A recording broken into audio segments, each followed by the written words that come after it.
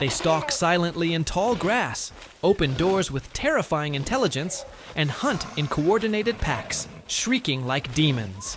This is the image of the Velociraptor seared into our minds by blockbusters. But here's the shocker. The real Velociraptor was wildly different. Smaller, covered in feathers, and perhaps not the hyper-intelligent pack hunter you imagine. Yet, it was still one of the most formidable, specialized predators of its time. Welcome back, feather fanatics, to Dinosaur Anatomy. Today, we're peeling back the movie magic to reveal the true Velociraptor mongoliensis, a fascinating dromaeosaurid that lived in Central Asia, specifically Mongolia and China, during the late Cretaceous period, around 75 to 71 million years. Ego. Forget the scaled monsters of film. Let's explore the actual science of this remarkable creature. First, the most obvious difference: size. The velociraptors of Jurassic Park were based more in size on a larger North American cousin called Deinonychus, the terrible claw. The real Velociraptor mongoliensis was much smaller, roughly the size of a turkey or a wolf, standing maybe just over 3 feet tall at the hip and measuring about 6 to 7 feet long, including its tail. Still a formidable predator for its size, but definitely not man-sized. Next, feathers. This is crucial and widely accepted fact among paleontologists today. In 2007, researchers discovered small bumps on a Velociraptor forearm bone, ulna. These bumps were quill knobs, the same structures on modern bird bones where large flight or display feathers attach.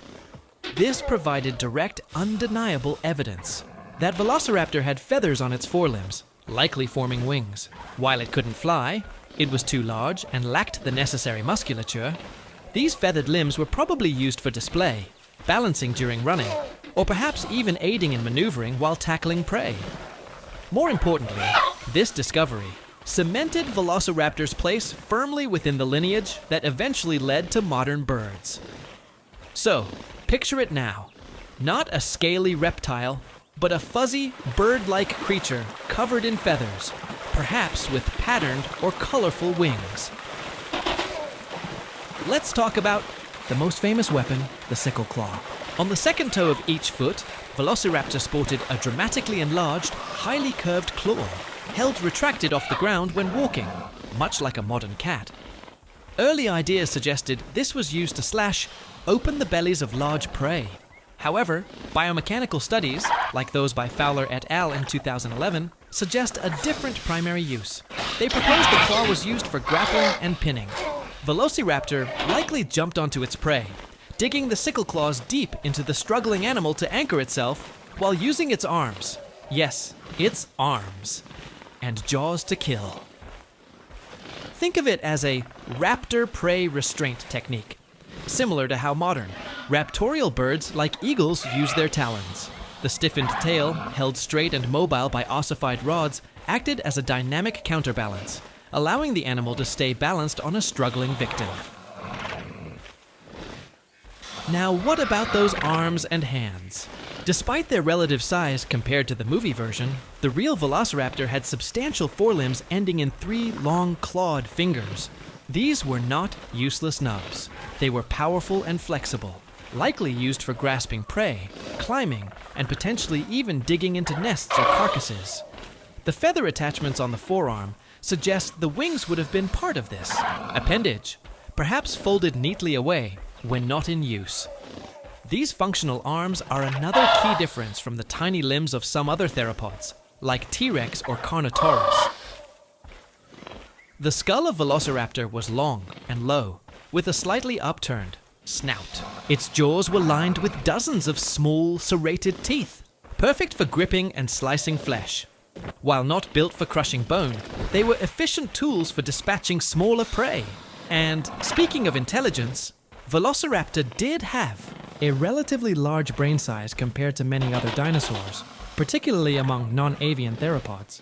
This suggests a higher level of sensory processing and potentially more complex behaviors, supporting the idea of an active, agile, and cunning predator. Was it a pack hunter? This is a complex question. The famous Fighting Dinosaurs fossil. An incredibly preserved tableau showing a velociraptor locked in mortal combat with a protoceratops, a sheep-sized ceratopsian, shows a solitary encounter. While fossil trackways from other dromaeosaurids might suggest group activity, definitive evidence for coordinated pack hunting like wolves remains elusive for Velociraptor itself based on current fossil evidence. It's possible they hunted alone, or in small family groups, or were attracted to the same kill, leading to multiple individuals feeding on a carcass. The pack hunting in the movies is largely speculative, though the intelligence and potential communication suggested by brain. Size makes it an intriguing possibility. What did it eat? The Fighting Dinosaurs fossil answers this directly. Protoceratops was definitely on the menu. Beyond that, its environment included smaller dinosaurs, lizards, mammals, and possibly scavenging opportunities. Its speed, it was built for running with long legs and a stiff tail. Agility, sickle claws, and grasping hands made it a versatile predator, capable of tackling prey close to its own size, or perhaps slightly larger, like a tenacious wildcat taking down its quarry. Let's clarify the facts. Fact: much smaller than depicted in Jurassic Park, wolf-turkey size. Fact: possessed quill knobs, providing direct evidence of feathers on its forelimbs, wings, and likely feathered throughout its body. Fact: sickle claw was likely used for grappling and pinning prey, not slashing. Fact: had relatively large, functional arms and hands for grasping. Fact: had a relatively large brain for a dinosaur, suggesting intelligence. Myth: regularly hunted in coordinated packs like wolves. Evidence is debated, speculative. Myth: scaly. Lizard-like appearance, feathered instead. The first Velociraptor fossils were discovered during the legendary American Museum of Natural History expeditions to the Gobi Desert in Mongolia in the 1920s, with the famous Fighting Dinosaurs specimen, found in 1971. These discoveries, particularly the feather evidence and detailed anatomical studies, continue to shape our understanding of dromaeosaurids and the dinosaur-to-bird connection. Velociraptor is a prime example of how science constantly refines our view of the past, replacing older, less accurate images with a richer, stranger, and more scientifically fascinating reality. So, the real Velociraptor might not be the giant, scaly monster of the movies, but a smaller, feathered, intelligent predator with a deadly pinning claw and grasping hands, a creature intimately connected to the origin of birds. A true marvel of evolution. What aspect of the real Velociraptor fascinates you the most? The feathers? The grappling claw? The size difference? Let me know in the comments.